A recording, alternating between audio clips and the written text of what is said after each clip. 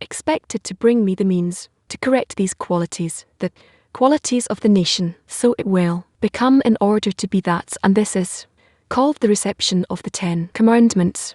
Those are all that I seemingly expect to acquire by the Torah, by the light that he brings. And later explained to us how these 10 Commandments, the 13 corrections of the beard, and how they work later through the part of, and all the souls are how all the souls can annul themselves and adhere incorporate in order to receive these 13 corrections, which are ultimately taught in this holy structure of the path of the soul.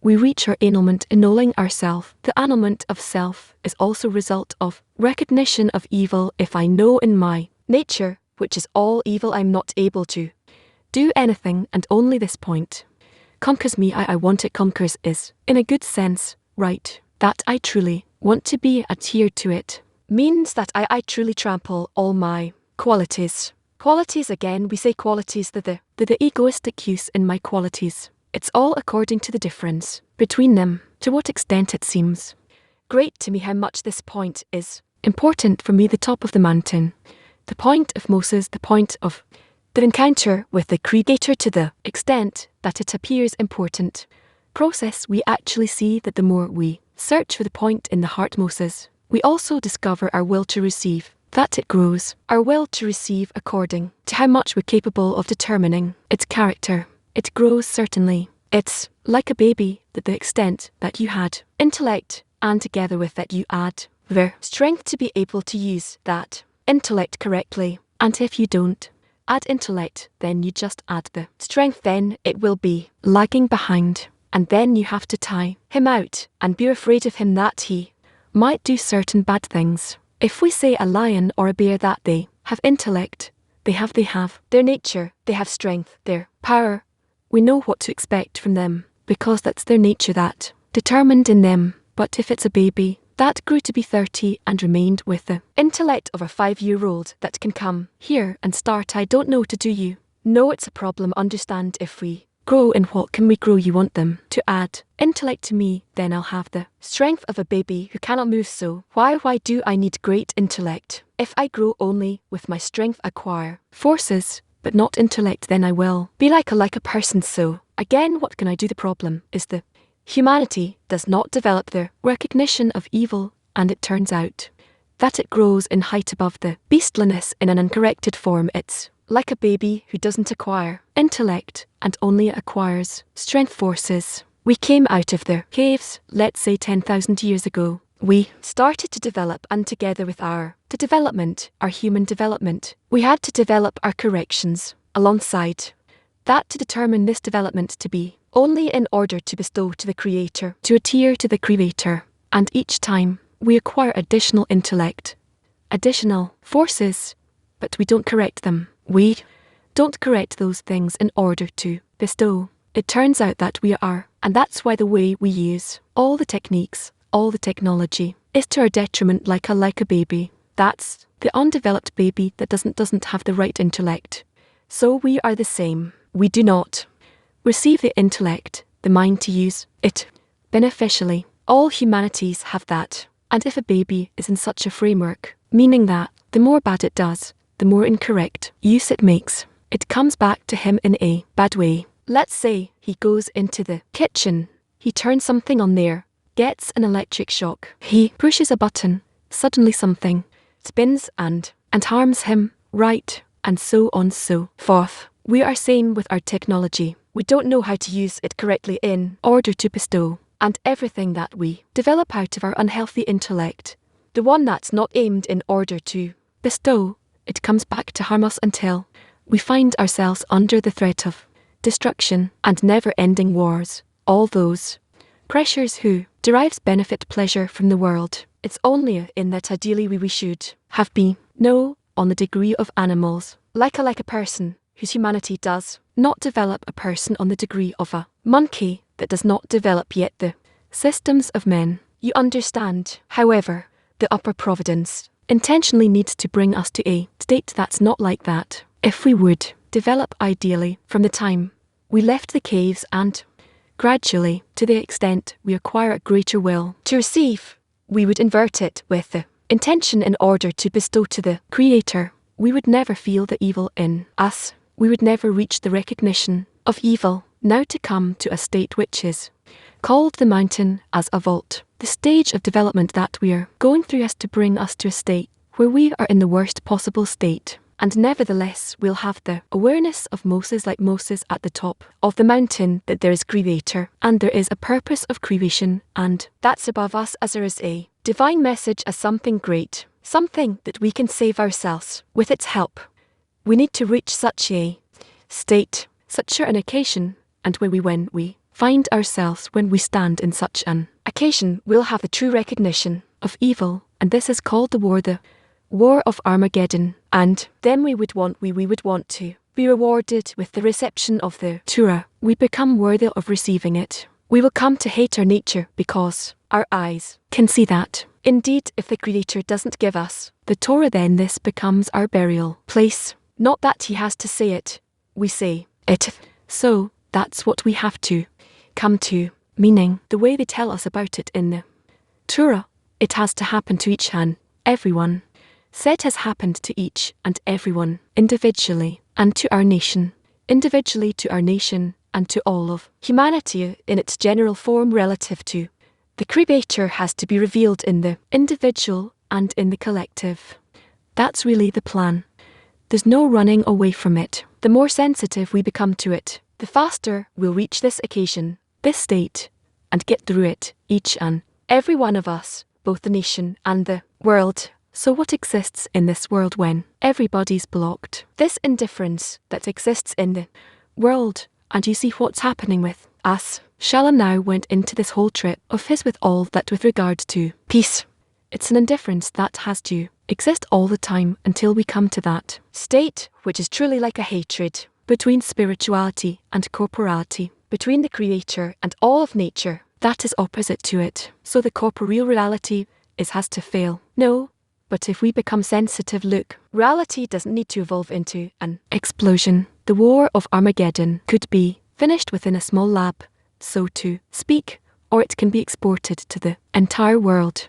It doesn't matter to you. What's important is to recognize the evil, and if you have a microscope, then you can know it before it erupts and evolves. You can see, oh, that's a pollution that can pollute the world, and that's it, and that's all we need.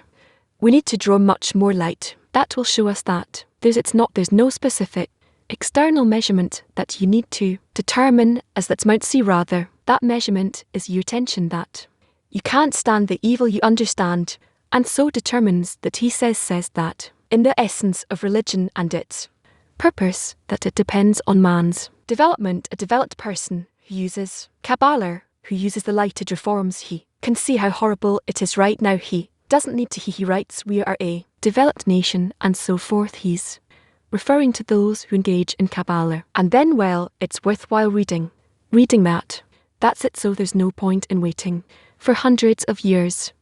That's no longer the path of light. It's a Torah. It's path of suffering. The whole matter of being given Torah is that through this development we can bring this development to us in advance, and not to come to it through natural development. He writes that in either way you're going to work for sure, but either in distress or in happiness.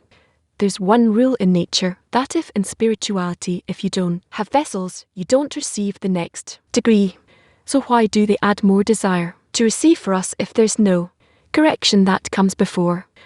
Why is the will to receive added if there's no correction over it? I told you, honey, that you have to add will to receive until you can't stand it, until you determine it as bad as evil. You want to be given 10 grams of will to receive, and you'll make 10 grams of a correction, then another 10 g of will to receive, and you make another 20 g of correction. By that you'll be like a corrected beast, like an angel. Now I am 20 g in order to bestow. Now 30 g in order to bestow. That's a machine that does it.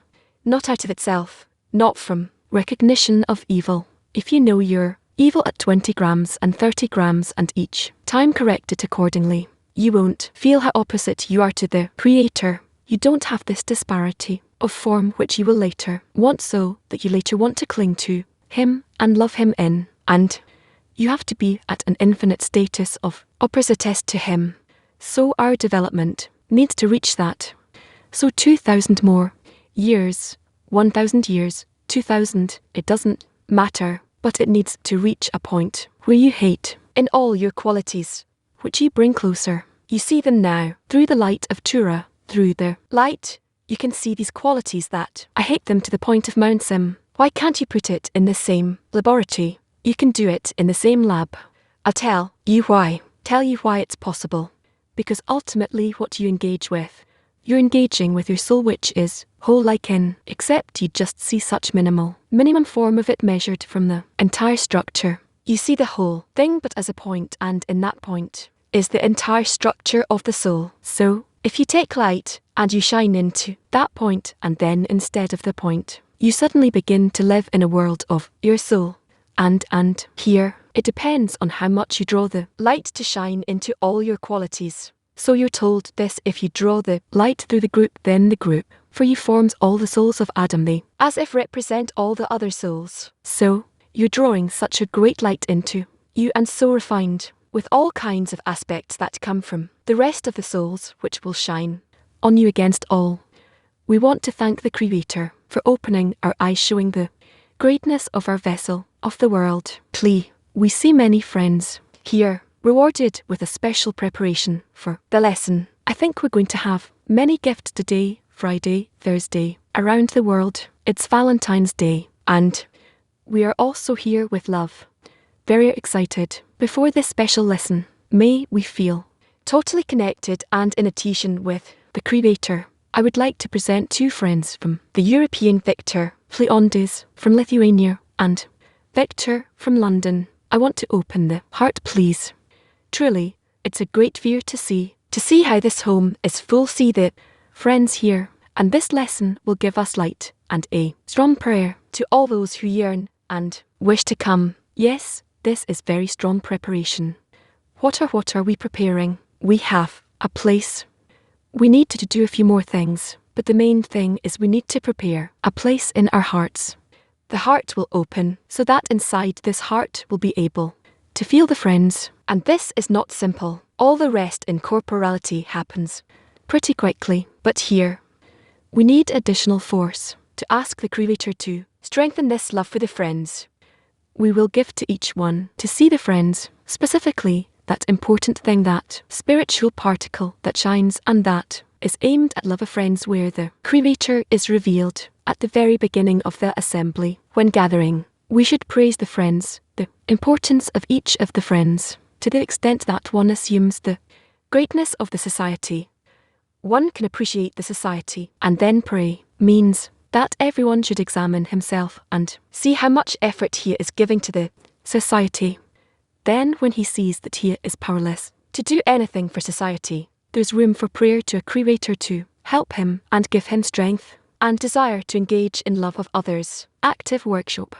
Let's speak in praise of the friends and the greatness of the society. It's very easy to speak about the praise of the friends, 'cause I see you and I see here on around the world on the screens all the friends. Really, such a great force. We have a huge, holy society in the world. Thank you to the Creator. Thank you to the friends. Each day anew I come here and I pray. How much each day I know more and more from one year to the next. How much I know the friends more and more each day. Seeing how much he overcomes, stepping on himself, goes through all the states and always chooses connection and love on the path toward the goal. And these points give me a lot of strength and inspiration.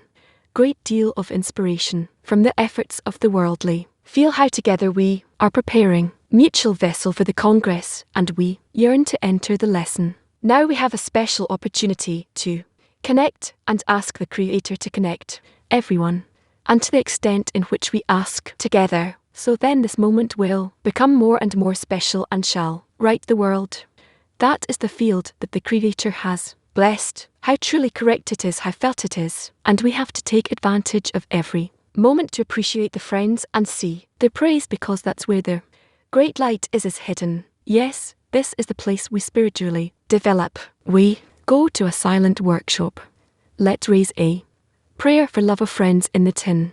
Let's raise a prayer for love of friends. In the tin, hello friends. The first part we'll learn from a lesson. We drove from January 10th, 2003 based on the article What is the Preparation to Receive the Torah and the Work to, in from the Writings of Rabash Volume 2. We'll read it together in the tense. Tense who finish reading before the time is up are invited to workshop the main ideas from the article. Volume 2. What is the preparation for to receive the Torah and the work to? Beetle, our sages said, in the matter of preparation, which was there at the time of the giving of the Torah, that there was the matter of the kingdom of priests and the commandment of limiting and the matter of abstention. This was for the general public. There are people who observe Torah and commandment in general meaning only in practice. That is, they mean that the Creator commanded us to observe to commandment, and in return for obeying Him He will reward us for the labour or relinquishing many things that the body craves. This is a great effort for us not to obey what the body demands. Yet we try to observe the voice of the Creator, meaning what the Creator wants. That is, we all annul our will before the will of the Creator, and He will reward us for the labour in this world and in the next. Said, happier are you in this world, and happier are you in the next world. This is the work of the general public. And then there is the work of individuals. They want to observe Torah commandments individually. That is, they do not care what the general public does. They want to know only why they want to know why the Creator commanded us to observe commandments. Is He deficient, needing someone to do Him a favour and observe His commandments? Rather, it must be that the Torah and commandments He has given us is for our sake. Then they begin to think and pay attention. What benefit will come out of this to the created beings if they observe the Torah commandments? That is what they lose by not observing, and what they gain by observing what the Creator has commanded us. This is as R.S. said, be careful with the light commandment as with the grave one, for you do not know the reward for the commandments, and consider the cost of a commandment compared to its reward of the reward for a transgression, the joy you experience in the transgression compared to its cost. Therefore, when they begin to think about the benefit of observing Jewish commandments, meaning who gains from this, they see what our sages said, but be you as slaves, serving the Rar, the Great One, not in order to receive reward, and the fear of heaven will be upon you. This means that the fact that we must work not in order to receive reward means that it is because observing commandments is not for the Creator that He needs to be served. If this were true and He needed our work, He would certainly have to pay, just as we work for someone in this world. If a person needs the work of an employee, it certainly pays. This is how the world works. As our sages said, to work not in order to receive a reward. The reason must be that this work is for us, meaning for our sake. Thus, how can we say that one who does some work for his own sake, meaning that he needs the work, but someone only gave us the work plan so we would know how to work, so it results in a complete product that we will enjoy? Can we say that the person who He gave him the work plan should also pay him for his work? In our world, we see the opposite. A person has to pay for the work plan he has given us, and the one who gave the work plan does not pay the person for working according to the work plan he has received. This is similar to one who wants to build the house. He goes to an engineer to make a work plan for him. Then who has to pay? Is it the engineer to the person who received the work plan, or does the person pay the engineer for giving him a work plan by which he can build himself a house? Clearly, the person pays the engineer. According to the above, it is clear that the Creator has given us the Torah and mitzvot, the Torah and commandments, in order to correct ourselves, so we will have a structure of holiness. Thus, who needs to pay for the plan? It is certainly we, since without Torah and mitzvot, which is our plan for a structure of kadasher, it would be utterly impossible to build us a structure of kadasher. This is as our sages said, if not for my covenant day and night, I would not put the ordinances of heaven and earth, that is, without Torah and mitzvot, namely the ordinances of heaven and earth, which is the structure of the world, it would not be able to exist. Rather specifically, if we build the world according to the Torah, the world can exist. From this we understand that, although we have nothing with which to pay the Creator for giving us the plan of Torah, and we can only thank and praise for it, we should not ask for reward in return for observing Torah mitzvot, but he should pay for our observing Torah mitzvot, meaning for using his plan to build for ourselves the house. People who understand this are regarded as walking in the work of the Creator of the path of individuals. They have a different perspective on the issue of observing Torah and mitzvot compared to the way that the general public understands the observance of Torah and mitzvot, that the Creator should pay them for following the laws of the Torah, which is the Creator's work plan. They understand that the Creator wants them to follow the plan he has given them, and that it is for the sake of the Creator.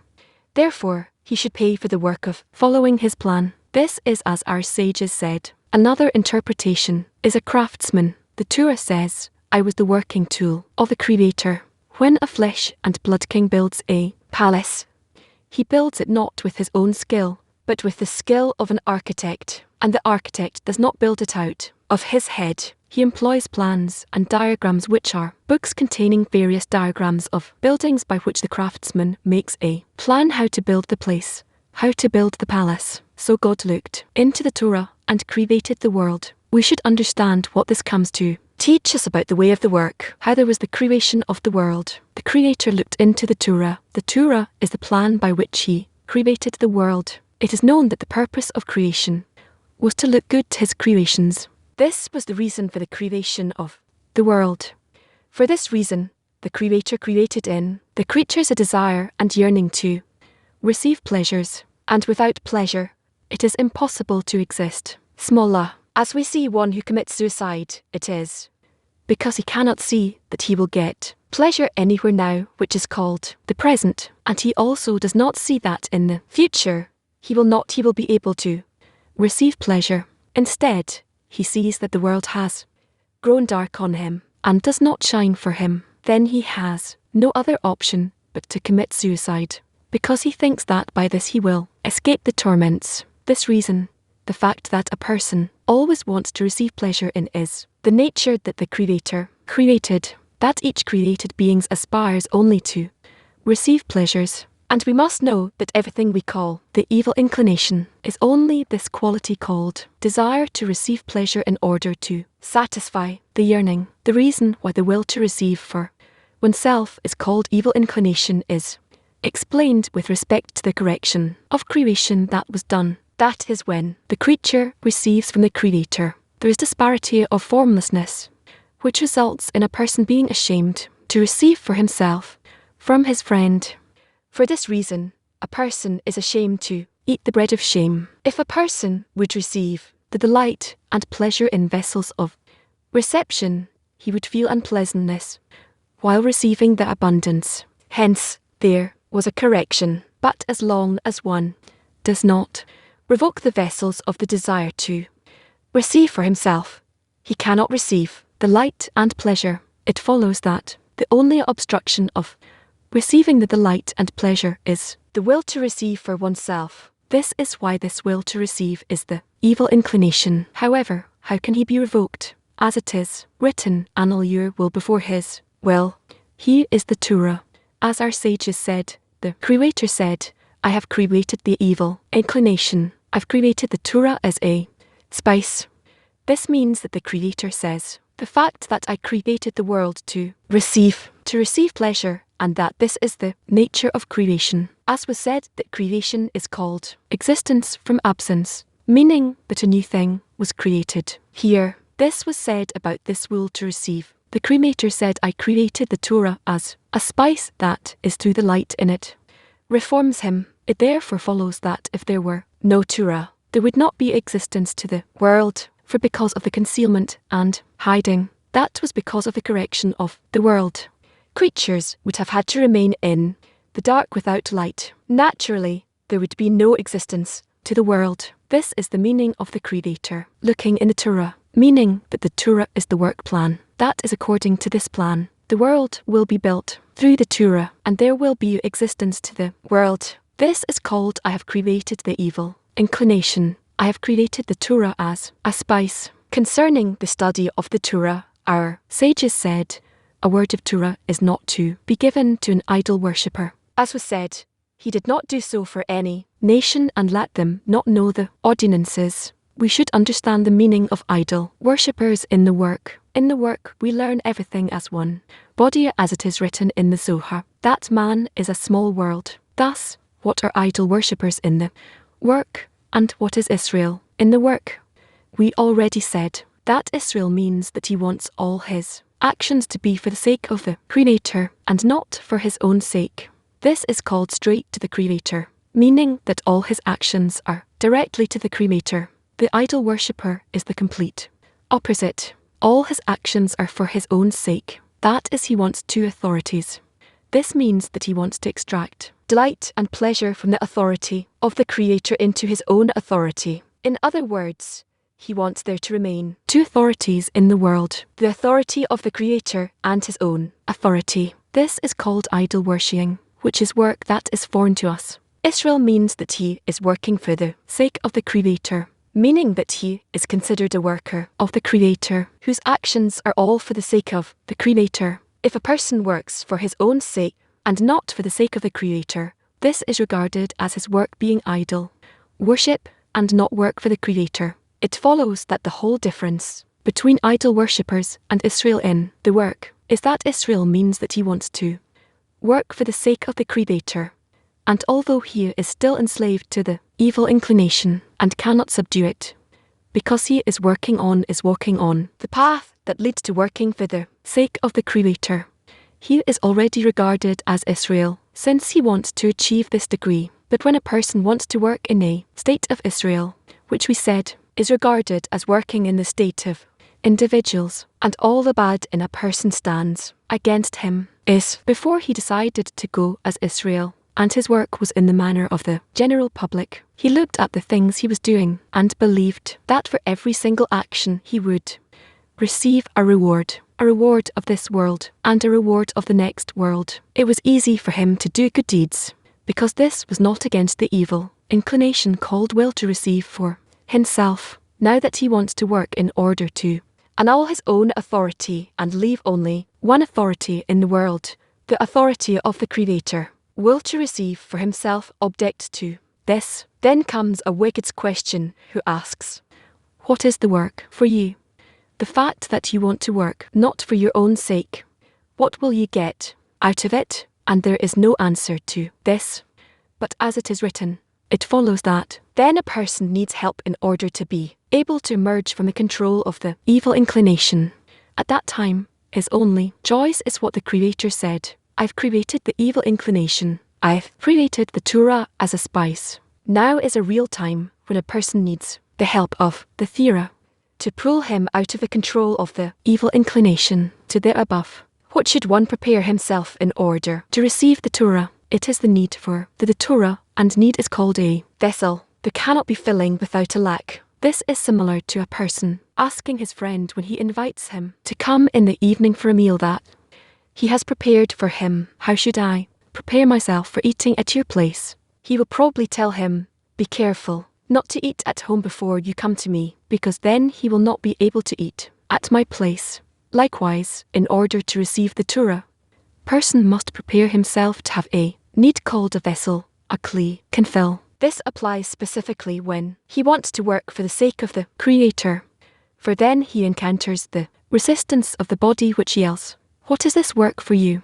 But a person believes in the sages said that only the Torah can deliver a person from the control of the evil inclination. This can be said only of those who want to be Israel, straight to the Creator, and they see that the inclination does not let them emerge from their control, and they have a need to receive the Torah, so the light of the Torah will reform them. Now we can understand what the sages said. A word of Torah is not to be given to an idol worshipper. That was said he did not do so for any nation, and let them know not the ordinance, since they have no need for the Torah. One who does work that is foreign to us, meaning for his own sake, can live without the Torah, for he does not need the help of the Torah. Only Israel, those who want to work for the sake of the Creator, need the light of Torah for the light, and it reforms him. That is, it is impossible to defeat the evil within him without the Torah. By this we can interpret what our sages said. The Torah exists only in one who puts himself to death over.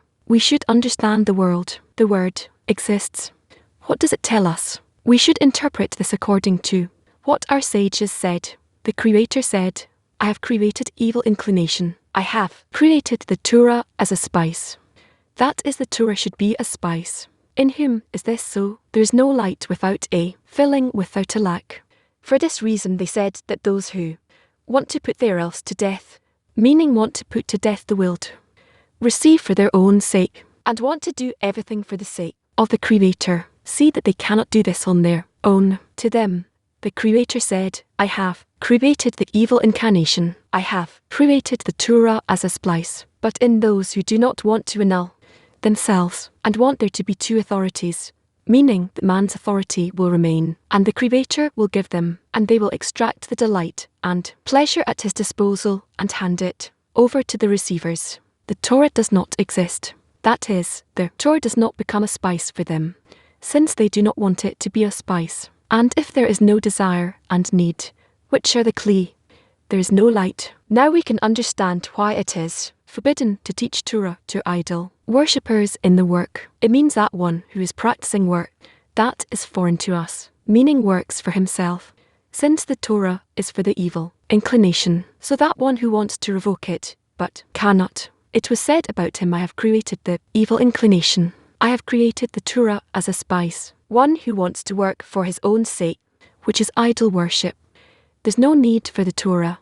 Therefore, if he learns Torah, the Torah will not exist in him, in terms of what the Torah is meant to give. Thus, what is the preparation for the reception of the Torah? The need for the help of the Torah. And this is done by wanting to aim everything for the sake of the Creator. Then we need the Torah to give the help. We're summarizing our impressions in the 10. The sentence that grabbed me in the article is that we need to annul our will before his will, as if the next degree was to make her will as his will, and we need to seemingly annul our self-authority, except that there is a higher authority, and to annul before that authority that there is one authority of the Creator.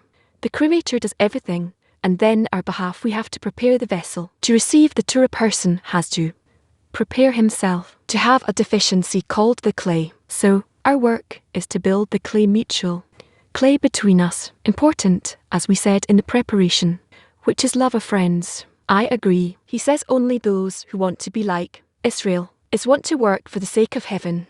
They need to receive the Torah. So the question here is, how come they want to allow themselves and they want to work for the sake of heaven?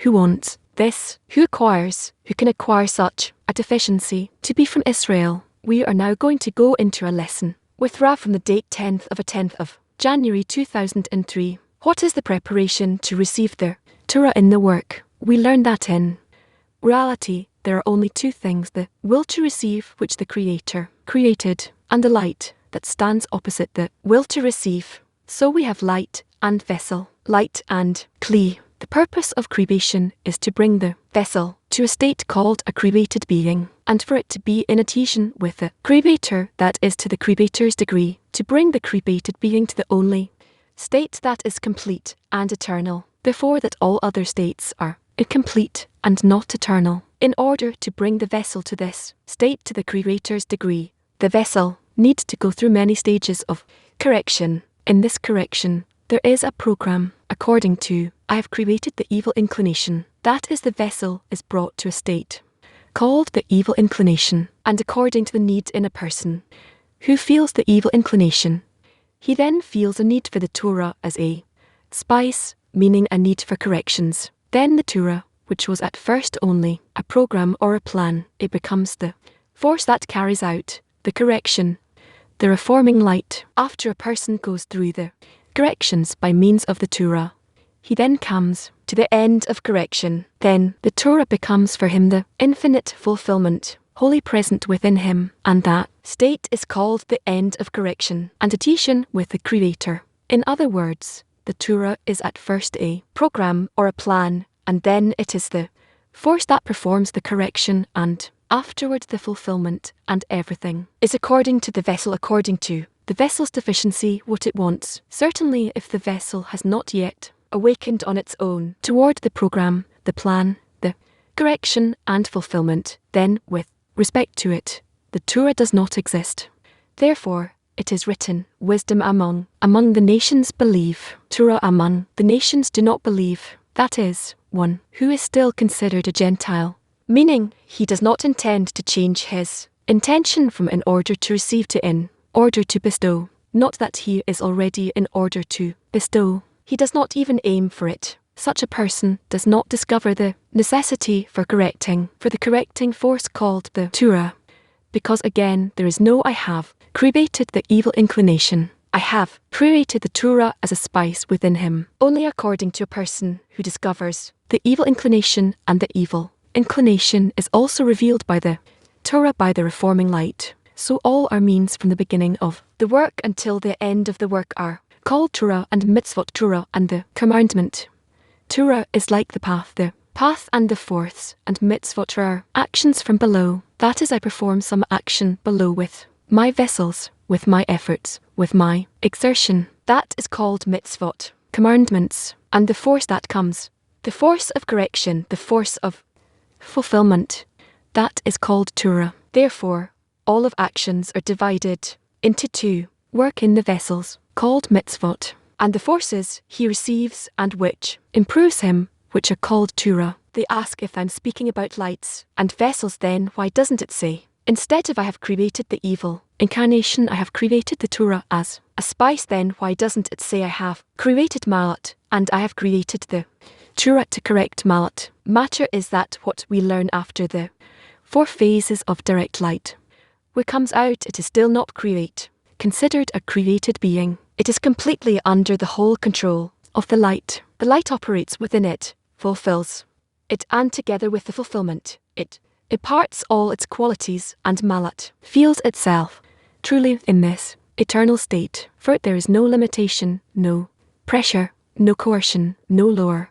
We must have. It is just at it is filled with the light in an internal state, and then a desire awakens in it to resemble the light, to perform actions that will bring it to equivalence of form. Yet it is still filled with the light, with the Creator's presence, and therefore it cannot feel itself as a created being, because as long as the will to receive is not separated from divinity, from the Creator, from the light, it feels itself as connected to it, and connected means it does not feel itself as distinct and existing under eternal authority with opposite qualities. Therefore, we cannot say that Malhud is a created being. Instead, as we learn from this Malhud, later all the worlds emerge from its external phases, root Alf 2, 3, and only from phase 4 phase of Malat. From this phase do the souls emerge, and the souls are already considered co-created beings, but not from the outset, not from phase 4 itself, not from phase Dalit itself, not from Dal within Dalit, but only after the shattering of the vessels. When this phase 4 itself divides into many, many parts, and they separate from godliness and grow distant from the Creator, from the fulfillment, then within this phase 4 within, from meaning within, there is a new kind of desire that begins to form out of the recognition of evil, out of the fall. A desire begins to arise in phase 4 and to return to that state called adhesion. And this intention, this desire to return to the state, to the level of the Creator, that is called a created being. Meaning, a created being is essentially called the intention to attain adhesion. And adhesion, we also need to define what is adhesion. It is equivalence of form. In other words, the created being reaches the state of in order to bestow. Even this at the beginning of his path, he cannot yet define or understand. Then it happens gradually as he begins to work on himself. According to the measure of his exertion, the upper light is revealed to him. Then he begins to feel how opposite he is from the Creator, and according to this feeling that he is opposite to the Creator, yet still wants to reach equivalence. This feeling, this intention, this man, that he raises the middle line that he forms, connecting the qualities of the Creator and the qualities of the will to receive. These are called the created being. In other words, a created being is that intention which a person builds within himself by himself. It's not something we receive from the beginning. Therefore, it says, I have created the evil inclination, meaning that this creation is made in a person as a result of his exertion through the light. This is all work from below upward. From above downward the worlds expand, but only from below upward does the vessel, the soul, and its fulfillment begin to form. That is the awareness and recognition of the degree that needs to be attained. Question: what does it mean that I need? Someone from Paris is asking, what is called faith in the sages that it needs to be in me? That a person needs to have faith in sages. How can it be that a person needs to believe in something in general? What is faith? We learn there is a vessel and there is light, and the actions of the vessel depend 100% on the light that influences the vessels. From nothing that we study do we have any additional discernments, any other causes that can influence the vessels. So what is called faith, as if it were some kind of effort on the behalf of the vessel, that this does not come as a result of the light. No, we say that faith comes as a result of the surrounding light. The orif meaning, there is knowledge. Knowledge is what the vessel feels as a result of the inner fulfillment of the light. The inner light or within the vessel, it gives knowledge. It gives adhesion. It gives changes in me qualities. And besides this knowledge, there is faith. Faith means that the lights are not yet filling the vessels internally, but instead they are positioned as surrounding lights outside the vessels, and they sustain the vessels, in that the vessel annuls itself before the surrounding light. These things are corrections that the vessel needs to acquire. We say the following, that there are two types of vessels: a corrected vessel and an uncorrected vessel. An uncorrected vessel, its rush is called knowledge, and its goof is called reception. A corrected vessel, its rush is called faith, and its goof is called bestowal. A corrected vessel, that is faith.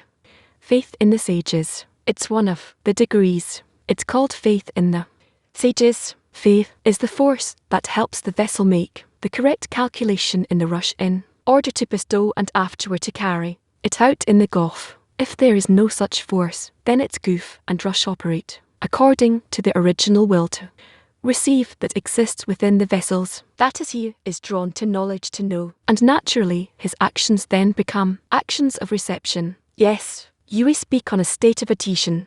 Returning to the root, we know that in spirituality, this is the lower equivalence of form. If I now come to with the Creator absolute adhesion, what still separates me? What makes me, keeps me outside of him? Why do I not return to him completely, fully? Is the question clear?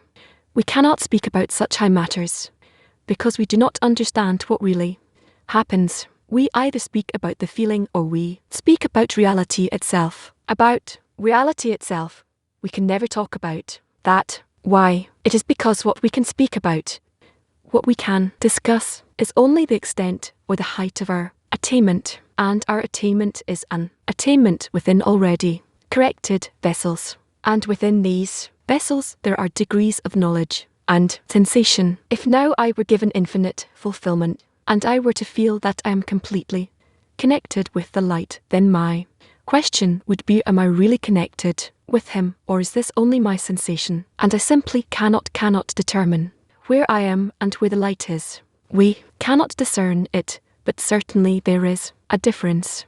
Instead, when the light governs within the vessel, gives me this sensation, and then I'm simply full, as it's called.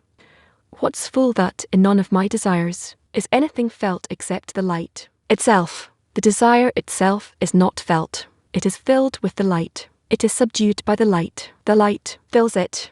It suppresses it, gives it all the qualities, all the pleasures, all the fulfillments. So the deficiency is unfelt. If there's no deficiency felt, how can I feel whether it even exists? In my sensation, it seemingly does not exist, but not in my sensation. Instead, when I look at these things as if from the outside, critically examining them, that certainly I must say, yes, there's a vessel and there's a light, and the light fills the vessel. In other words, questions as follows. On one hand, Kabbists convey to us what they attain. What they attain in sensation. On the other hand, they speak about that sensation objectively as if it is not happening to them, but rather they are vessels observing it from the side, like some table in a laboratory where experiments are conducted on something, but where do they perform these operations on themselves? So to what limit can a person remain both in the sensation and in the knowledge of what is happening to him?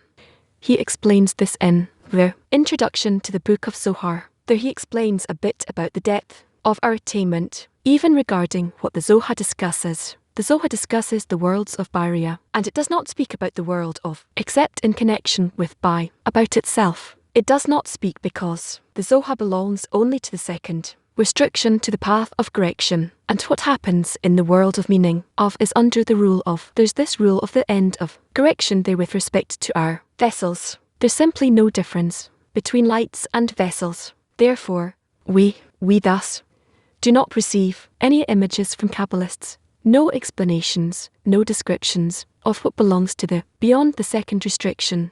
Question.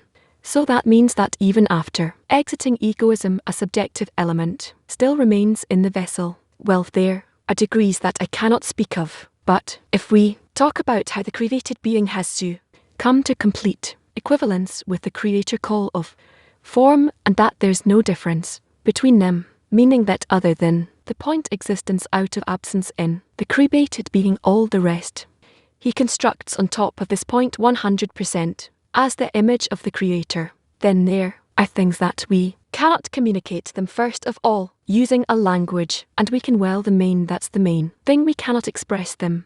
But I guess there are such degrees that other than this point I can't, and I can't even talk about that point as well, meaning that it's certain there's no difference between the created being and the creator. What happens with this point? I don't know. This belongs to that which we do not attain. We will not know by name, and these things are beyond attainment. Only Assam writes that these are individuals who come to such things, and you can't speak of them because these are secrets of the Torah that you cannot be expressed. So the question for us becomes a theoretical question, philosophical question. There's no point dealing with it if we don't understand these things. And just believe me that the spiritual world that we attain when we come out from beyond this world, that too is not clear to us until we enter into it, and things and feelings and objects and understandings and perception is beyond time and space, life and death, all those things that we're accustomed to. So, moreover, and this is the second restriction by the way, so let alone when we come out of into the first restriction there, I have no idea. I simply understand how much I don't understand. That's also a form of attainment. So I'm telling you, we cannot talk about it. So, I understand. It's a curious thing. It's intriguing and you want an answer, but you cannot hear the answer, and it is not understood with our intellect. A lack is a vessel, and a lack is the fulfillment. What's the difference between them? On page 67 he writes that the lack is the vessel and that the need is the vessel, and the lack is the fulfillment. And later on he writes and emphasizes that the lack is the vessel and it's no longer the fulfillment, and the fulfillment is the Torah. We speak in the language of Kabbalah. Concretely, there aren't that many words, and we wish to express all the Kabbalists, all the concepts, very quickly, so it will be clear. So it's possible to explain great things with as few, taking up as little space as possible on the paper, or using as few words as possible seemingly. Therefore you can't each time speak and write about which kind of deficiency exists and which kind of fulfillment exists. A deficiency may be that I want to receive and enjoy. A deficiency may be that I wish to bestow. A deficiency may be that I just want to reach the fact that I'm bestowing, and then my fulfillment at that time will be to receive forces of bestow, and that's fulfillment, meaning it's a different type of light. It's a different type of force, meaning I wish I wait to be to receive a cure for a disease that I'm now deciding it is a disease. Besides that, I want nothing, meaning I don't want any foods like an healthy person. I don't want anything. I just want that. So this is my deficiency.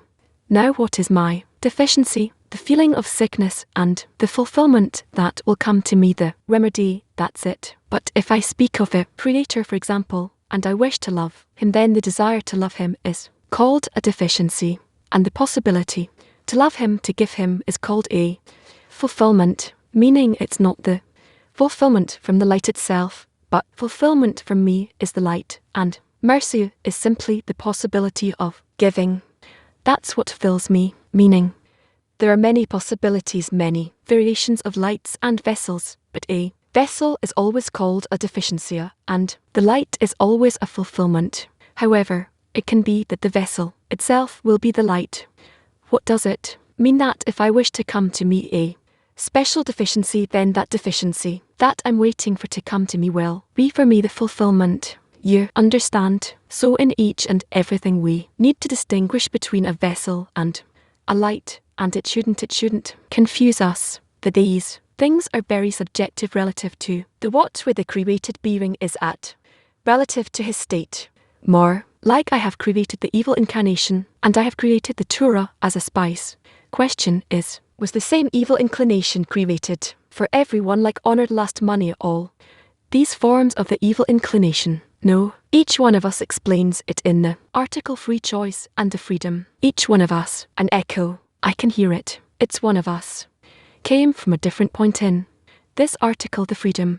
He says that we're not allowed to suppress anyone to come with a work plan for anyone, a self-work and change. A person change his culture and to bring civilization and progress to these people that are considered primitive.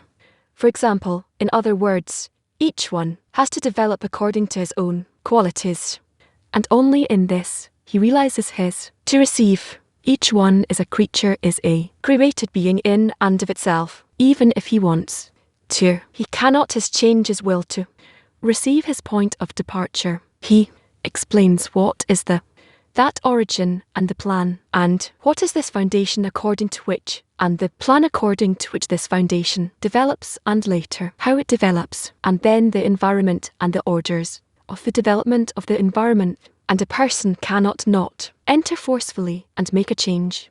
Rather, the only change is by acquiring an external form from the society, and this external form doesn't mean that he acquires new desires, that he acquires from the society qualities he does not possess. Rather, he will acquire from the society an awakening for that place to which he has to come. Nevertheless, this will provide for him a fuel to add to the speed of development, the speed of correction. But it's not that he's buying something into him, some new acquisition, new vessel, new qualities, new thoughts. He only accelerates how they'll come out, how they will grow in him, how they will develop in him. It's very, very important to relate to the society, to the opinion of the friend, and to the building of the society in this way, that we just need here an accelerator. Yeah, an accelerator only.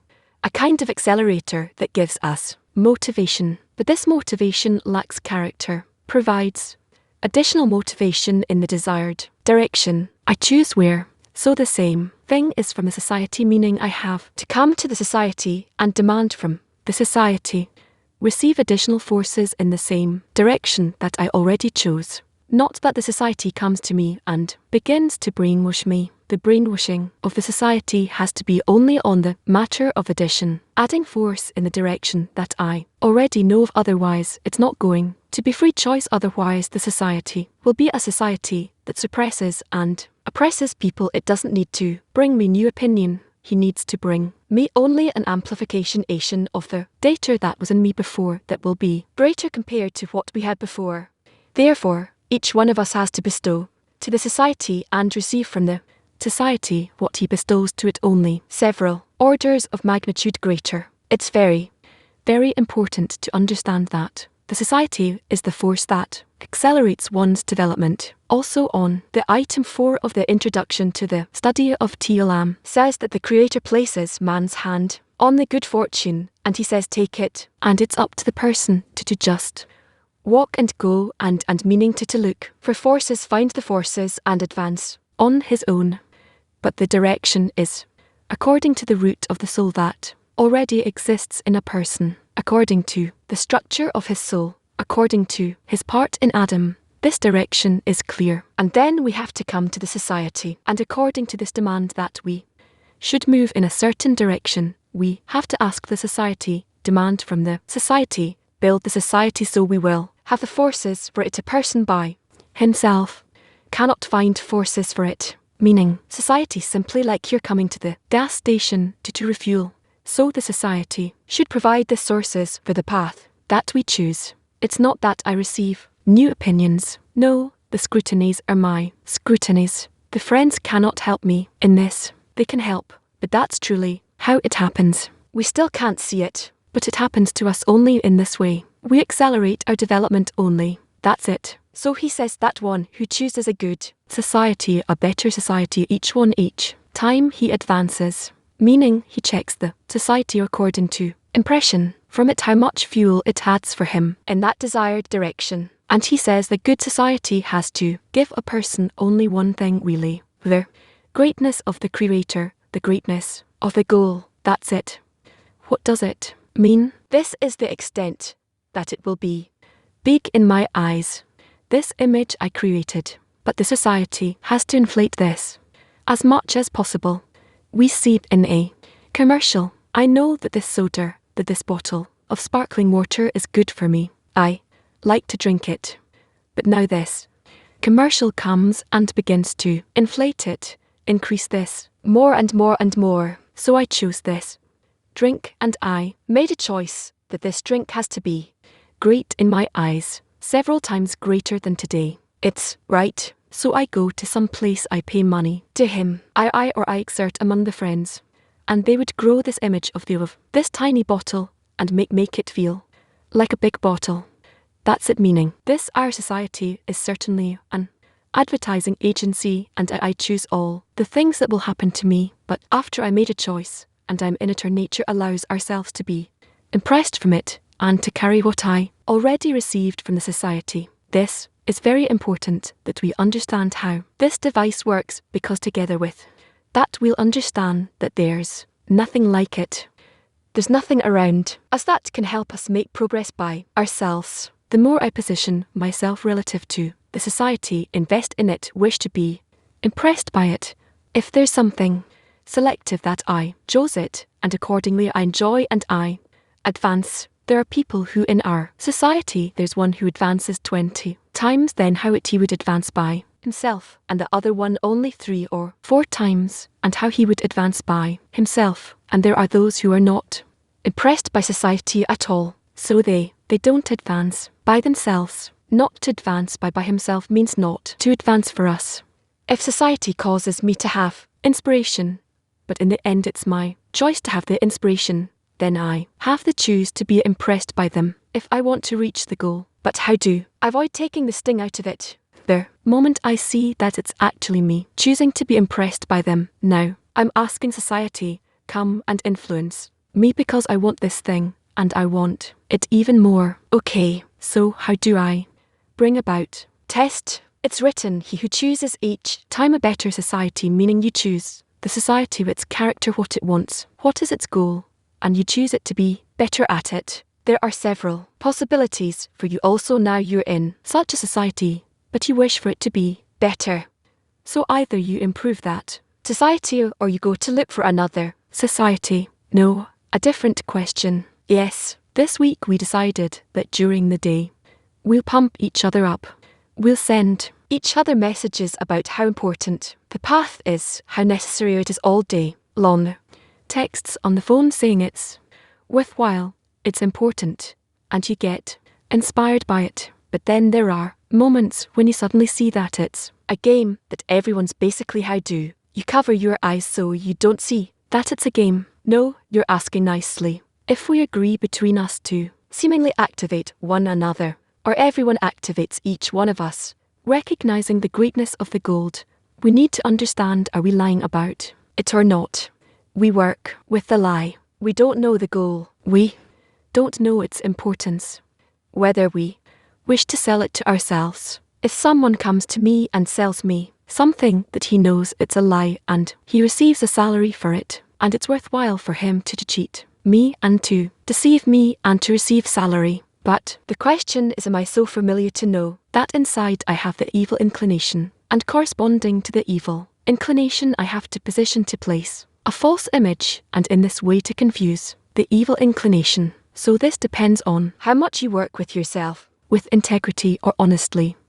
What does it mean honestly? That I am something neutral. I wish to advance the Creator. I'm found between my evil inclination and my good inclination seemingly, and I wish to bring my desires, which are things that are foreign to me. I created evil inclination. It's not me. It's the Creator who created it, and I created the Torah as a spice by these actions I bring to correction, meaning I need to see myself disconnected from my nature, my body, all of my desires, and then I will work not as the I that needs to confuse and confound myself and swallow this lie of the advertising of the commercial. Rather, I should be the advertising person, and I'm selling this advertising. The Creator is great to my evil inclination. I need to relate to him like a third party, and then it will not be a lie. Then I will see truly how, meaning it will be in my hands. Don't connect to the evil inclination that as if you and him are the same. How is it going to work with the evil inclination if I'm able to publish him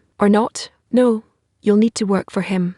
Why not? After all, if he won't speak at all, who will push you to advance? Each time you see disturbances and obstructions, each time you see all kinds of problems, thoughts that go against the greatness of the goal and the greatness of the Creator, this is the help that you will search for this greatness, except each time you need to make a distinction. Our problem is this distinction. I and these two angels, the good inclination and the evil inclination, and the goal which is the Creator. I need to distinguish here, make this separation, and extract myself from my own nature. This nature, this the Creator each time awakens in me all kinds of disturbances and thoughts. It's not me. He's doing it. It's in his hands. But if a person does it, he's becomes the one who sells sells using the advertising, and not the one who's being influenced. And then the work, this is real work, because you become independent. By that you make choices. What are we saying? You have to go to this company. You have to, or to the society. I'm sorry. You have to bestow to the society. You seemingly order certain advertising work on the society. You want from them. I want me to bestow and to do this and that. I pay for my work with exertion. I work there in the kitchen, and I get up at 3:00 in the morning, and I do what I can. What do you want me to do in the group and everything? You understand, and this and this. You are the one who puts the order in. You are the one in control. The Creator wants you to do this action. You understand, and not that I'm being deceived. You're saying as if I'm independent and I'm able to work with whichever way I want to, but the more I advance, I see how he's in control of me. This knowledge is also something society has to give me, because a person always falls into the will to receive and identifies with the will to receive. But the more I advance, I see how he's in power of me. In order to advance you, the Creator drops you into the world to receive again, and then you feel under his control, even if you don't feel that he's controlling you, that you are him. To feel that he controls you, for that, you need the upper light that gives you the feeling that there's something other than the will to receive. There's also a will to bestow. Then you can make that distinction that the will to receive and you are not the same. There has to be a third party already. But what do I do in such a state if you already have that distinction, me and the will to receive, and he's in controlling me? That's already salvation. Now it's up to you to some extent. You came out of the state of unconsciousness. Now you can work. So it's me and not him. He hates me. He doesn't let me advance. I would kill him. Where is I? I'll catch him. It's this cancer that lives in me. How will I do it? I have to look for a remedy. The remedy against the will to receive can be only the light. My problem is I don't want the cure so much.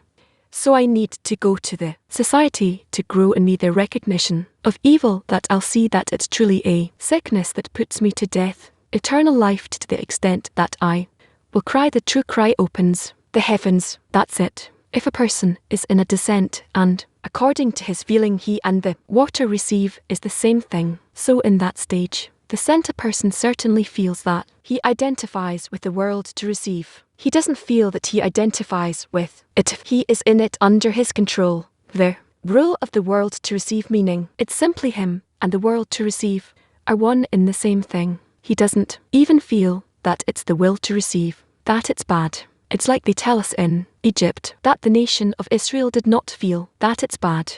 Felt good that he belongs to Pharaoh and it's good in Egypt. Didn't feel the hard work and the children of Israel aside from the work. Work is later when Pharaoh became evil, but generally Pharaoh is good.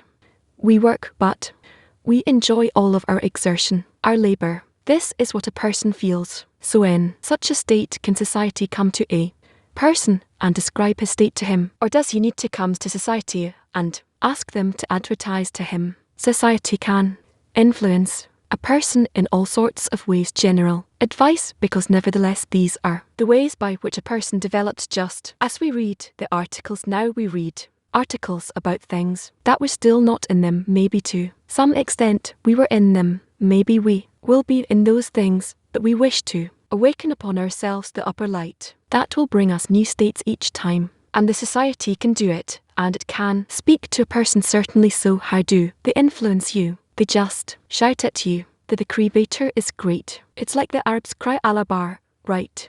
God is great, right? What will they do?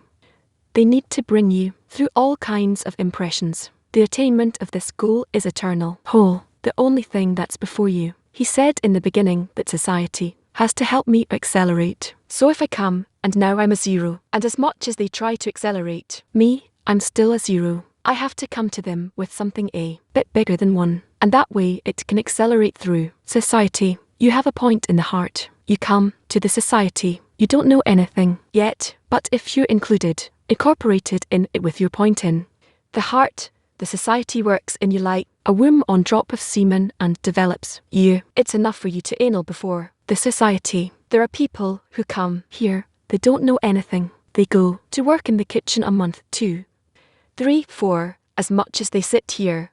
They understand nothing. Rather, that's the form of their annulment toward the society, and then they begin to feel the society influence. Suddenly, after 2 months of working in the kitchen, he has these spiritual falls, not simply despair that he didn't receive anything, that this place is not worth it, but advanced forms of despair. He starts to get foreign thoughts because he anal before the society. So he was brainwashed a little bit. Even if you didn't hear anything, even if you didn't hear anything, maybe a few words here and there, it doesn't matter. The light works. You think that the words that we're saying will bring you a lot of more intellect and advancement. No, it's this mutual form of the actions. You ask, can the society bestow to a person or influence him with all kinds of ideas and rumours, and can tell him all kinds of things that he shouldn't maybe hear or he will hear, but it's not about what he should hear. Maybe has to read about himself something he hears about the friends. It's not about hearing, it's not about what you're literally hearing. You can sit here and not even speak Hebrew, it doesn't matter. These lights that we awaken, I with my deficiency toward the society, you should bring it to me in a society toward me, that we have something, and we wish to bestow to you these lights and these vessels, is what is working. Our words are a very external thing. It's only from mouth to ear. They're just to fill the box a little bit. They give you this psychological relaxation that accordingly you get filled. You advance. Thank God that has nothing to do with your inner improvement inside. We have vessels, and the lights work on the vessels regardless of our mouth. Even if we would all be mute, right, we couldn't speak, it wouldn't disturb us at all. Believe me, not that we would give each other messages with our hands, even with our hands, with nothing. It works on a totally different plane, different level, outside of our 5 senses.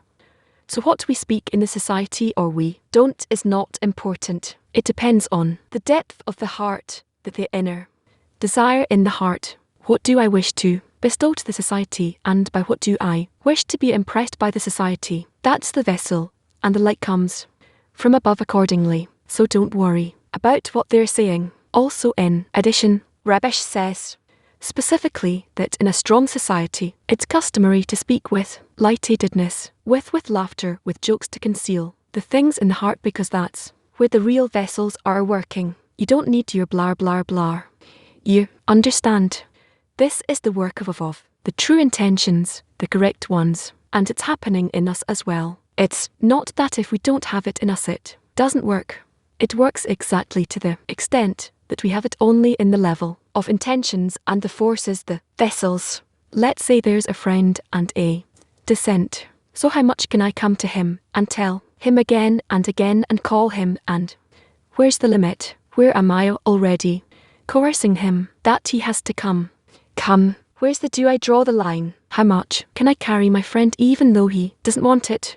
How can I tell that that's it? I tried everything and I truly have no obligation. The other way around, that he has to. The other way around.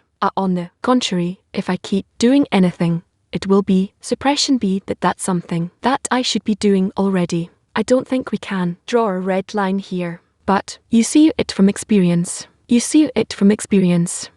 We had such friends to such a state of this outbreak against the society actively that we had to remove them, to expel them. Because what was revealed in them is that they are not made yet, they haven't developed it to the degree where they belong to inner work, and that's legitimate. Each one can come here and give it a try by himself. And there were those who grew weaker on the path, and they started to come only to participate passively, and that force was so, that form was so passive that it would weaken us as well. So we had to remove them as well. There were those that we carried by ourselves for months until they woke up, or until they also left, meaning there's a range of the spectrum of attitudes, and I don't think, and also in the society itself there are people that I relate to them where if someone doesn't show up in the morning at 3:00 in the morning and before 3 in the morning, before 3:00 in the morning, I relate to them like someone I'm willing to kill. And there are those who come once a week and thank God that they show up. There are those who come at 3:30 or 4:00 a.m.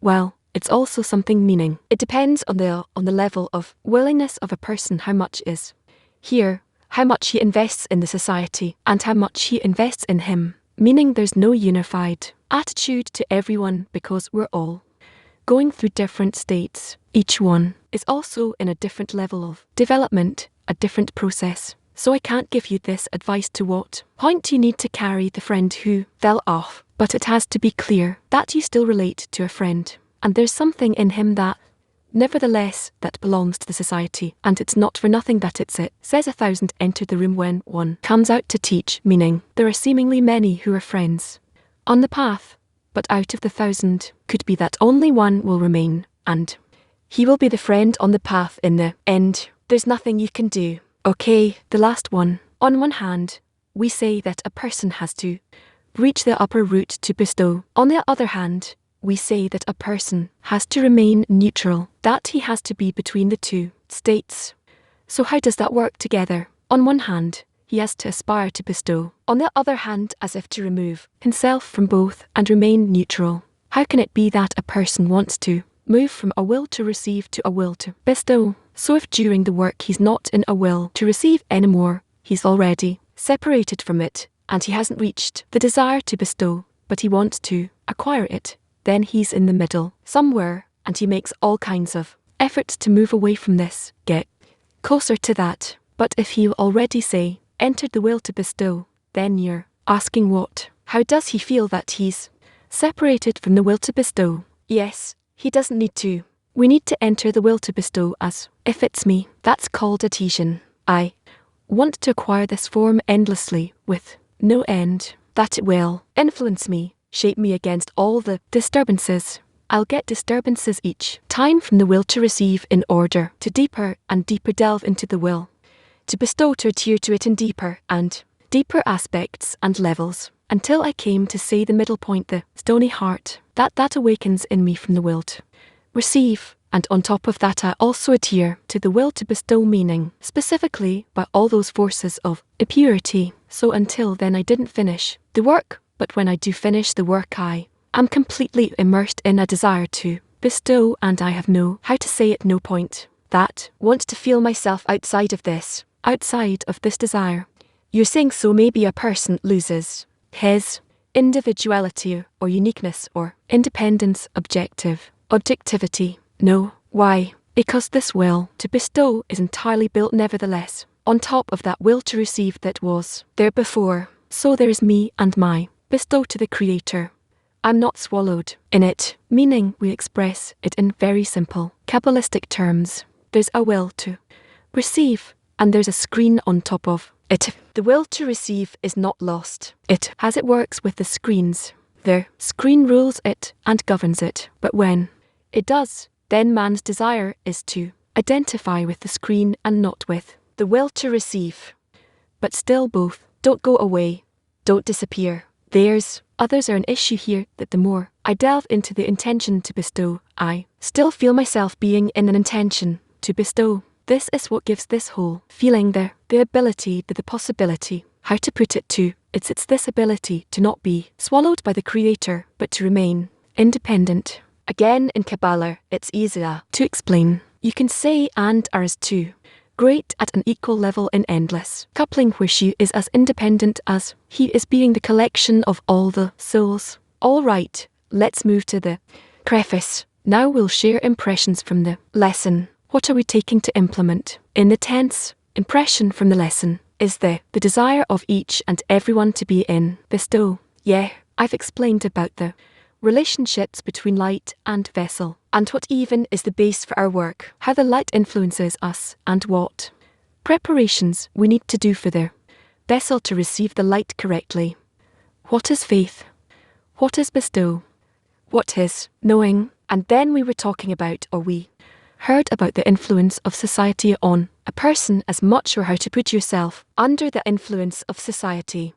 It's according to the feeling of the desire to get rid of the evil inclination and detach from it. This is how much we have the need for the Torah, the light that will correct. And this is what our H started with, more or less gave a few steps, that at first the Torah is a plan, and then it's a force that corrects, and then it's a fulfillment in and of itself. And the mitzvot, the commandments, are the efforts and the actions that the lower one makes. That's what creates the vessel for the reception of the Torah, the light. I've explained in such a beautiful way what the importance of society is, how they influence us, such deep and important information, like acting, or even if we feel it's a lie but it's a true game, it's acting. It's important that we want to bestow between us. And then, even though it's not true, we have to do it as if it's true, and then we awaken each other. We heard about ups and downs in the tent, and that if a person is awarded with working in the kitchen with regards to the congress, that then he receives spiritual descents, not just any descents. We also heard about the matter of advertisement, meaning that you have to advertise in the 10 the greatness of the path, the goal, the road, the Creator. On the other hand, he has to be influenced by the same kind of influence. It's mutual. Each one needs to put himself in the hands of the 10. I heard that society doesn't force some goals or desires on the person that he doesn't have. Rather, man, according to the root of his soul, he determines the goal. He makes a scrutiny, and you can't influence that. He has to scrutinize what he wants, and this thing that he wants, he has a choice to strengthen it by working in the society, and that's what he is investing in, hoping to receive several times more from the society, without which he cannot advance to the goal that he determined. Yeah, we heard a lot of advice from that. Each one has to bestow to society. He determined that the society is a force that speeds up our development, and we have to find forces how to come back to the root. I heard that a person can't get a work plan, rather he has to build his own work plan. And here now, during the lesson and during the day, we have to see each time how is it possible to make this plan of mine more and more correct, more aimed and refined mind, and check in every moment, because if I don't build this plan, no one builds it. For me, we're all different. What I understood from the lesson, that the purpose of society is to let a person, to help him develop spiritually in the best way and to accelerate his development. That's exactly what we are taking upon ourselves in our work in the Congress, that we want to get such an influence from society to speed up our spiritual development. Yeah, it's basically how do I put into my senses the right environment. And like I've said, I kind of build the plan and I shape the society. And ultimately, the discernments are everyone's own inner discernments, but the society is what causes us to think or examine things in the right direction. And we also talked about how important it is, how much a person yearns. Next part of the lesson, we are going to learn from a test lesson with a bash. We're reading from part 5. We're going to start in item 35. Before we watch the recorded lesson, we're going to read the excerpt that we'll be interpreting. So, part 5, item 35. We must thoroughly explain the meaning of mati and not mati, expanding and not expanding. It is said that in the beginning the light comes from Keter and all 9 lights are contained in it. Afterwards it returns to being not mati. When the light that reaches Keter exists, it once more exits it once more. But the 9 other lights remain in Keter since Keter has the power to tolerate them. In that state, when the light is not expanding in Ket, the tender the Ket extends the 9 lights from face to face and places them in. At that time turns her interior after receiving the 9 lights and shines to be not face to face. It is only a illumination, but she still does not leave her 7 lights. So now we'll start the lesson. And how does he receive it? Only by the screen in order to bestow. If so, all the changes that we're talking about are not about the light. We're talking about the vessels, and there shouldn't be any change in the lights. So what do we need to look for? All the changes only happen in the receiving vessels. This is what he says. If he has no screen that he doesn't see since the screen of the 4th phase, since there's a rule that everything has 4 phases, therefore when it departs from the 4 in the 4, the 3 in the 4 until all of the 4 degrees are refined. So on the one hand it could be departure at once because the entire 4th this phase departed. On the other hand, we can say there's 4 couplings. So he wants to explain why the Rav says on the one hand that we've learned that there's departure at once. On the other hand we learn that there's 4 couplings. There's tandem flavors and dots.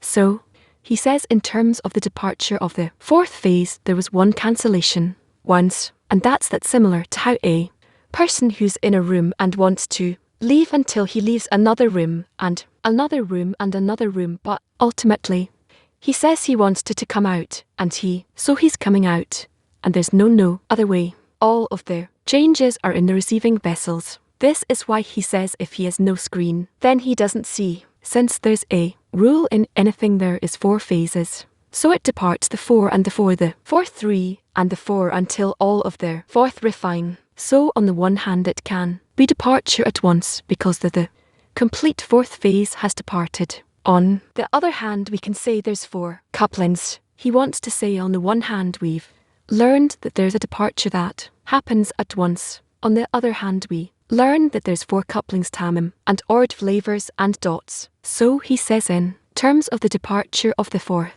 phase there was 1 cancellation. And this is the matter, similar to when a person wants to leave the room he wants to come out. So he leaves one room and another room and another room. But in terms of what he wants to come out. So he comes out and he can't have it any other way. So he says they're an allegory, not an allegory. It's a virtue. He wants the difference, the allegory. We need to learn that not just to hear it as a remedy. We need to learn the allegory. But there's knowledge. He says it's that the surrounding light says you are not doing this right. With regards to he makes conditions. So he says, cancel the screen and then again and again. All of that is redundant. So what is he telling him? Cancel the screen. So he cancelled it. It tells him flavors and dots. Cancel that too. So what's your depiction here? If he gives an allegory, it should be understood. He says you need to come out. That's how you should learn it. So when he comes to the 3rd room, he still wants to leave. So since it's included in the 4th, he only has it from the 4th. He doesn't make the tam and the cut and all of that. We learn what happened afterwards. But then, when he comes, he says do this, and that, all those conditions. No, he says one thing, your path is wrong. That's it. The Rav asks a question. One time the Rav says, we've learned that the departure is at once. I understand. The surrounding light cancelled it, rose to the h of the degree. Another time, in a different place, the Rob says until he rose to the 4 couplings, the degree of Biner. So he's asking if it's all at once or one after the other. So it seems like a contradiction. He also asks here what's the difference between third phase and the fourth in of their third phase. And now the third phase, we say that a new expansion, and that is a smaller degree, and the degree of 3 in the fourth of the 3/3 degree of Ket, we say no. That's not considered expansion, it's considered departure, it's reflected light, it's judgment, why it shines, why not, it's a greater degree than the point that is in Galgalar, is more important and great than the light that shines in, where it's only is its upper aspect. So he says this, what the Rav says at once, he wants to show us that the surrounding light cancelled the screen. It told him your path is incorrect. But then right away, since from the side of the emanator there are no changes, and since that as long as the lower one has some screen he can aim something, he still sees the light, feels the light, receives the light, and is impressed by the light. And since in every phase there's 4 phases from which that comes from the 4 phases of direct light, so we discern the 4 in the fourth, and the third in the third, and the second in the fourth. So the first expansion, called the light, comes to shine to the lower ones. Then the lower one, what am I receiving now? The light he received, the light now, the light. Therefore this is called expansion. It's called sitting. It's called tamim, flavors, and it's called mercy. Then when it cancelled the screen, so the screen had to depart. So it turns out what I'm saying now, the third and the fourth called reflected light he did not receive. So now it's light to settle in. It must keep falling until it departs. So he says in the allegory that it's like a person who's falling from the 4th floor. From the 4th floor, he can't pick himself up before he reaches the ground. So he has to fall all the way. We can't say no, he'll get up in the middle of it.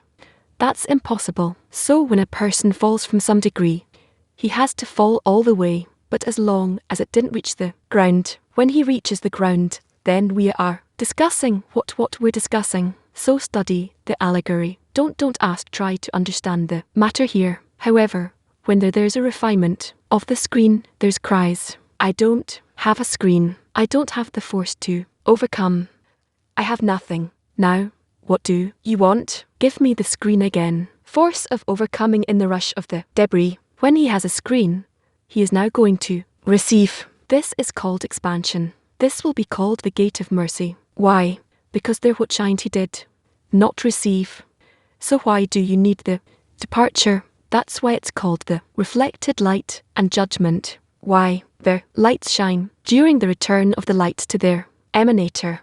Again, what we say that the last 4 are not in the light, but only in the screen. All those degrees they're included in 4 phases, and when it cancelled all, the light departed, all the degree of tamim departed, and after that when the third emerged he cannelled the third all. The third departed, and a new light came. What's new light? Coupling of striking, direct light, and reflection, ed light, meaning that as long as he has a little bit that he can aim in order to bestow, he still sees the light. The light doesn't depart at all. Even if the light departed, it still doesn't mean there's place, but he doesn't see it. Even though the degree of the dots is higher, the 3 or 4 from AB. In any case, this is during the departure. There's nothing to say here. He doesn't. How to say doesn't sit for him in the flavor of the degree of ab. That's his. What's his? This is called direct light of mercy that he received D, and he can be in. Afterwards, we learn that in the as well, there's the 5th aspect of inner and surrounding. It's the clash between inner light and surrounding light, both in terms of ab and how we say the tamimal. As we say that the screen is included of 4 degrees, and as long as he has some kind of screen, he still receives the light, because then light never departs. It's only the lower one. So now we'll understand how this rule came when the level departs, although it certainly departs at once, as he says, the surrounding light cancelled it. We still discern 4 stops along its way, according to what we said before. For example, when it is refined from phase 4 to phase 3, when the level of Ket disappears from there, since there are 5 degrees, in the level of we discern 4 stops on its way in order of its departure, and the level disappears first and only lower 9 remain there. You then find that rose to the place of etc. to in the place of, then phase 3 also refineases and disappears, so disappears from the loved one. Then Beener sends to the place of, and to the place of Beener. After that bin 2 disappears from the level, meaning phase 2 also refined, and there's only the screen of phase 1. We see that Mal descended to the place of, and instead of Ket after Zanen, 2 disappears from the level. It's still refined in phase 1, and we're only left with R, so that's considered as Mal rises to the pace of Ket. Finally, Mal 2 disappears from the level, and you find the entire level of Ket, that was the coarseness of root, has disappeared from the even 1 level, which Gar has phase 4. Of phase 4, we discern that it makes 4 stops during its departure. However, we find we must understand that the matter of the couplings with the screen is, it's on the side. It's the matter of the coupling with the screen does not apply during the departure of 1 level, since there is no innovation of form from here in the coarseness during the departure. He says this. However, we must understand that the matter of the couplings with the screen, what the mentions as couplings, does not apply during the departure of 1 level, meaning couplings of new dot, since there is no innovation of form here in the coarseness during the departure. He did not take it during the departure, a different coarseness, meaning extended phase 3, but the coarseness of phase 4 gradually departs. He didn't get a new coarseness now, but what the coarseness that was before in phase 4, since it was incorporated in 4 couplings, so it's not court a real coupling what this says. So we know that since there is no innovation of form here in the coarseness during the departure, that's why before the screen comes to the coarseness of phase 3 only, phase of the refinement can be discerned. Here, the refinement rejects and expels the reflected light as it is then unfit for coupling, as it is occupied with a refinement of that attribute, meaning that while phase 4 before phase 404, you still can't speak about the coupling of phase 3 and 4, since it still didn't attain coarseness in the departure of the light from Tude. Yes, it's easier to learn this in a different way, since he wants to tell us that it departed at once. That's why we learned that the coupling is when phase 3, meaning the second expansion, but there still isn't a necessity to learn it here, or you can learn it there. Oh, so what does it mean that as long as it did not depart of the light of phase 4, it can extend phase 3? Now in phase 4 departs of the coupling on phase 3 and 4. That's also true. But if you want to explain the words of the, it's easier to interpret it that way. That's also true whether the couplings made in the departure aren't court actual coupling since the departure. This is truth, and that's truth. It's only different language, you see. That's why you can study it here or there. Both true, it's not a contradiction, you see. It is also known that the screen of the taboo of the above-mentioned first expansion of Galar, that was refined, the Mal, and reaches the P, was incorporated in all the records of the 10 of the, from all the couplings of 43 and onward, except for phase 4, which did not leave its records of bestow. Bestow is called to bestow to itself, as he says, is a receiver and not a bestower. So we also have to learn about itself. Why itself? Because he says that is holy. She did not cause anything for herself, but what her husband will fulfill her. She's court receiving, but she bestows to herself. She cannot receive for herself. Here too, there are 2 things. There is bestow. When could she bestow to herself? When she has a screen with coarseness, meaning that she can use the coarseness with the reflected light. We say the force to overcome is lost. That's why she could not extend another overcoming on 20%. Let's say 18%. That's a depiction. What does he want to say? Nothing is left. Only a record of clothing. What's a record of clothing? We have to learn that on every degree you can discern after the departure of the light. Two things. 1. The record in the light. That does not depart. There's a lore. The light that departs leaves a record in its place. That's called a record of clothing. The way the light was clothed. There's another record on behalf of the vessels, the way the light was extended. That record also remains. So what does remain? The last phase, the force to overcome she had before the surrounding light came. The surrounding light weakened her, so we see that now there's only coarseness. Where she could make a screen on phase 3 out of 4, she can receive in order to receive.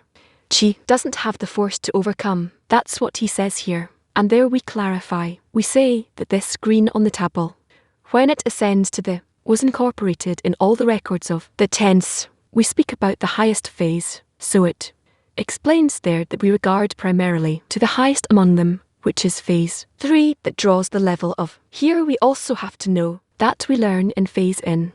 From phase 3, and that's the actual, but every phase should get the phase against it. So I can't say that it receives from of it also receives only of, but it's not the same thing. It's, which is a degree of ket, even the nef of ket is greater, more important than ket of, just that wants to describe every phase that comes against it. So he says from phase 3, we'll move to the next part of the lesson. Orto Cleo Limer. Good morning, dear, beloved world Clee. What a feeling to come here to feel how the Congress begins. We are in the K10. We are planning to prepared. We've planned to prepare this lesson. We prepared a lot. We worked on it. We're whole 10 together. The topic of this lesson is the covenant in the 10. And of course we know one thing very clear on our path, that a covenant between us is insufficient. We must add the Creator to give us the strength and to come to this Congress prepared. So we intend to go through a short process in this lesson, at the end of which we will make a covenant with the Creator's help. And now to Slaver, who will read an excerpt. Excerpt number 8. It is written as the advantage of the light from within the darkness. In other words, it is impossible to receive light if he has no lack and need for the light. For this reason, when a person sees that the nations of the world in him object the Creator, and he cannot tolerate the enemy of Israel within him, he becomes jealous for his God, and does not look at any the sense he has, and does what he can, and cries out to the Creator to help him be able to defeat the wicked ones within him. By this he overcomes, and does not escape the campaign. At that time the Creator gives him the covenant. That is, he makes a covenant with him that there will be peace between him and the Creator by receiving a gift from the Creator, which is the vessels of bestow. This is regarded as making the covenant. Again, it is written as the advantage of the light from within the darkness. In other words, it is impossible to receive light if he has no lack and need for the light.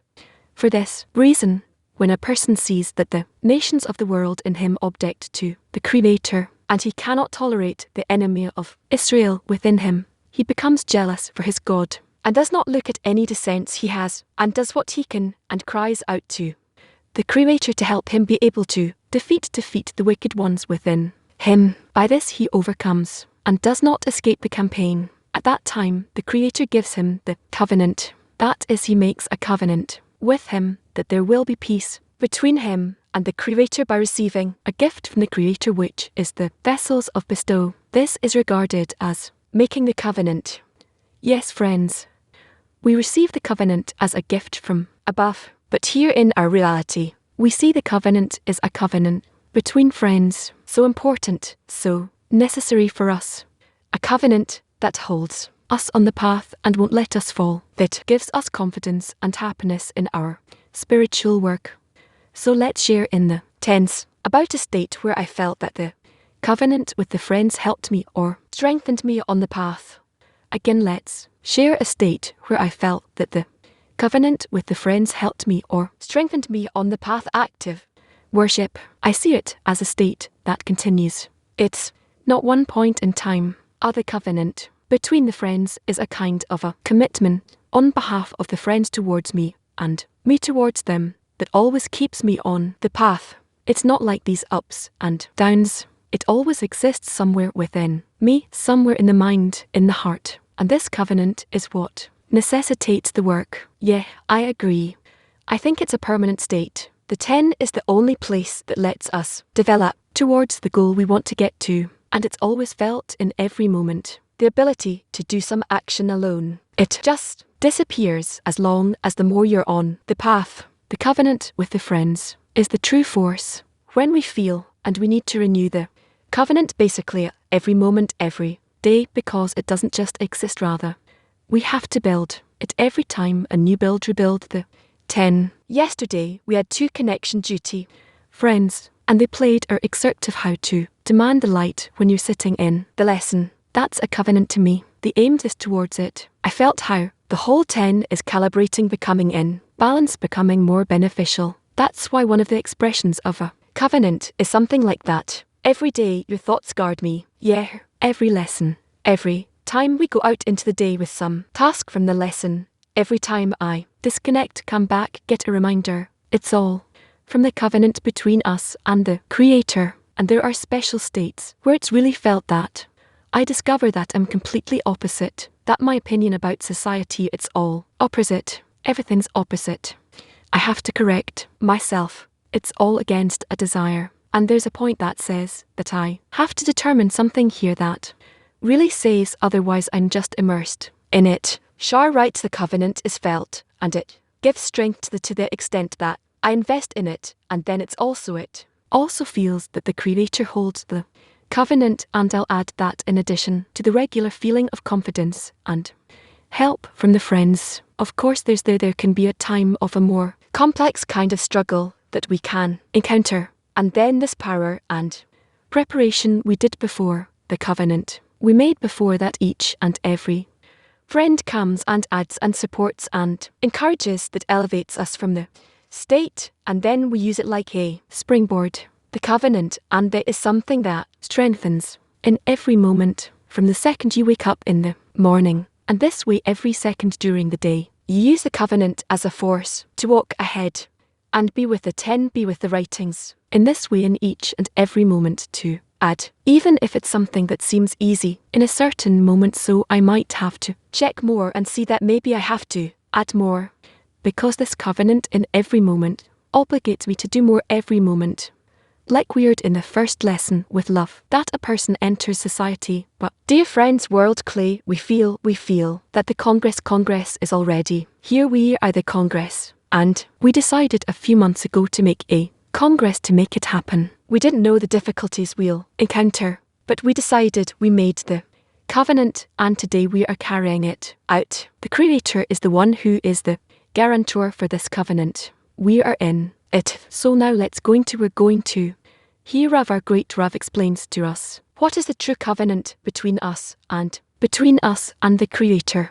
Clip number 8, please. Signing a covenant with the Creator that he writes about here, is that the same covenant of me and my friends and connections of Alf? It could be close, but we just have to clarify, to sort it out. Their covenant with the Create, with the friends, it's based on you all being together. We've agreed on studying together, doing all kinds of actions, and so forth. And all of that is in order to attain the Creator, because that is the goal. Both the reason and the goal. How do I sign a covenant with the Creator? You turn to him, and gives you an opportunity to make contact with the Creator, because you are a created being, and in creating you, he intended what you will become. So you ask him to advance you in contact with him, so that you two will become like two that are interconnected, that you will be able to adhere to him, to see that you are saying to the Creator something that is important, and the Creator listens. He has no problem to do that. It doesn't matter if it's one of the billions of people on planet Earth. There's no problem with that. No difficulty. And so it turns out that this is the only thing we need to ask for. You sign a covenant that I will work him. Also, when I don't feel like it, you want it to be so. And you put into these words with which you turn to him all of your expectations, anticipations, that he will help you, that he will pull you and guard you in such a state. Of course, you are weak, and you have many disturbances, starting from corporeal all the way to spiritual. and still.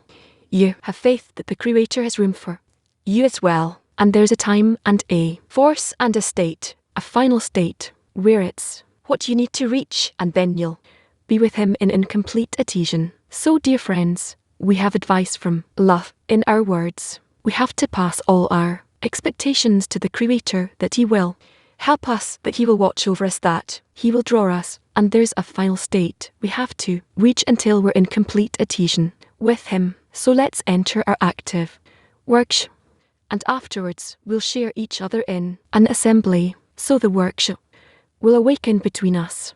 Let's describe the feeling when there's a covenant between us and a Creator. Let's describe the feeling that exists when we have a covenant between us and the Creator. The covenant that happens between us and the Creator is a feeling of partnership that we as a society, as the members of the broken soul, we're getting assembled by the light that shines on us in such a way that we make a vessel for Him to dwell, for to instill His light in, and we hold each other on our own by ourselves in order to receive and hold this light, and by this we carry out the covenant between us. I think that the Creator, the covenant on behalf of the Creator always exists, is obligate to us. He fills us all the time, and on our behalf it's we let Him enter between us, that we draw Him into our connection. So in that connection is the covenant with the Creator. The covenant between us and the Creator is that we, together as a 10, yearn for adhesion with the Creator,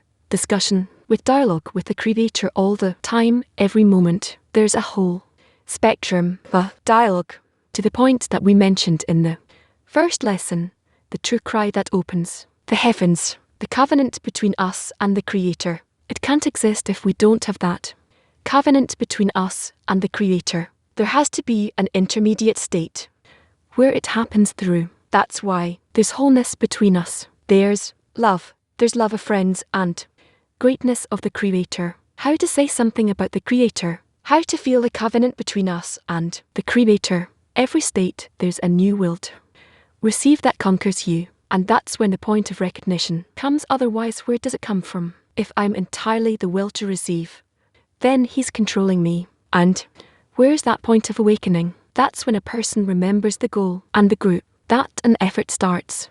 Where does that come from? I think that's the covenant that the Creator keeps.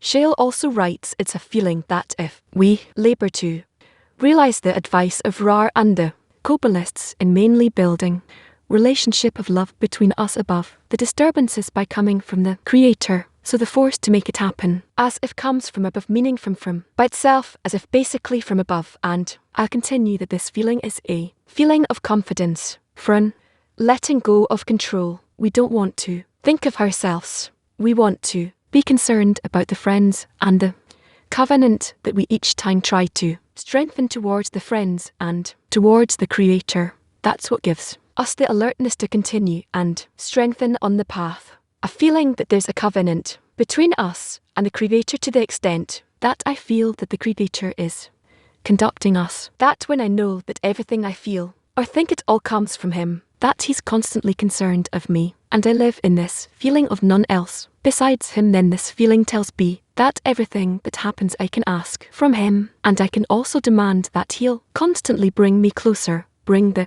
whole 10 closer to Him, and all of us together will ask to feel Him between us. The covenant between us is expressed in our ability to ask from Him. Friends, now we want to share in a general assembly, so put up your question marks in the world. Let's share impressions from the workshop, and then we can incorporate from this common desire to reach adhesion. Please question marks from groups in the world. Okay, yes, we really want to see all those question marks up, and we could start also from a 10 here in the hall. Oh, we see. French, go ahead. Thank you. So the preparation. We feel that the covenant with the Creator is something that exists every moment, also in the disturbances, and also during a congress when we see how everything advances. So it's only through connection with the Creator. Latin 8. Thank you, friends, for this wonderful lesson on our voodoo, and what we discussed here in the 10 is that through the connection between us we have to raise the importance and discuss the greatness of the Creator, and connect and love each other as one. Thank you, friends. Good morning, friends. We have reached the state. We have to be active participants in this covenant, to give efforts and examples of and forces to one another. By this we reveal a need towards the Creator that He will support us, that He is a law that is revealed between us, and like the sky fills all the deficiencies, and He's the only one who can cover all that, and we have to yearn, not to be quiet, to constantly turn to Him from our efforts and from our deficiencies. Salt Lake City. Thank you, friends. Thank you for a great lesson. We feel so much gratitude for all the RV. We see all the friends around the world here at 10 that are doing the work constantly, and there's this fear that we won't be able to justify it, and then there's this love for all the high throne we would get from to thank you. Excerpt number 10. This is from the Zohar. And you, the friends who are here as you were in fondness and love before, henceforth you will also not part until the Creator rejoices with you and summons peace upon you, and by your merit there will be peace in the world. As it is written, for the sake of my brothers and my friends, let me say, let peace be in you. Again, number 10. And you, the friends who are here as you were in fondness and love before, henceforth you will also not part until the Creator rejoices with you and summons peace upon you, and by your merit there will be peace in the world. As it is written, for the sake of my brothers and my friends, let me say, let peace be in you. Friends, we've heard from many times that there's no greater force than prayer. So now we're asking of the whole world to be in a prayer to the Creator that will sign a covenant between us and help us keep that covenant. Again, we're asking from the whole world to be in a prayer to the Creator that He will sign a covenant between us and help us keep this covenant. And we'll move to updates from Alon to the 10. Thank you. What a great privilege to see a 10 preparing. So it's written, you will put judges on your gates.